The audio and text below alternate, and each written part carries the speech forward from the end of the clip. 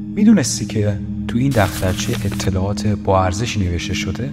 یه دفترچه 72 صفحه‌ای از لیوناردو داوینچی باقی مونده که هیچ کسی جز بیل گیتس اونو نخریده. توی دفترچه نقاشی و بطن‌های زیادی از داوینچی وجود داره.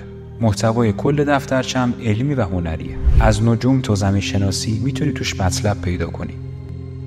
داوینچی به طور مثال توضیح داده که نور ماه نور بازتاب شده خورشید هستش، اونم 100 سال قبل از اینکه از نظر علمی ثابت بشه.